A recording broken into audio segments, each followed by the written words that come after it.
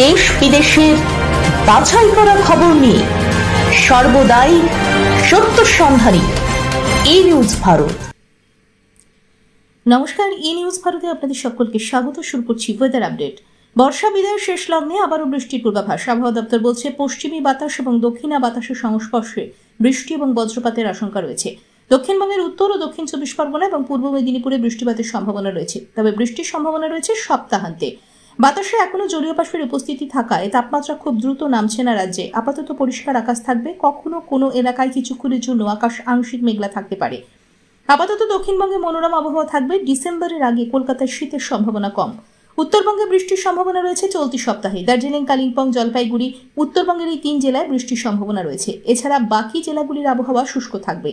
আজ কলকাতায় রৌদ্রোজ্জ্বল দিন। আজ কলকাতা ও তার পার্শ্ববর্তী অঞ্চলে দিনের সর্বোচ্চ তাপমাত্রা 32 ডিগ্রি সেলসিয়াস, সর্বনিম্ন 23 ডিগ্রি সেলসিয়াস। বাতাসে আপেক্ষিক আর্দ্রতার পরিমাণ 54%। অনুভূত তাপমাত্রা 33 ডিগ্রি সেলসিয়াস। ব্যুরো রিপোর্ট, ই নিউজ ভারত।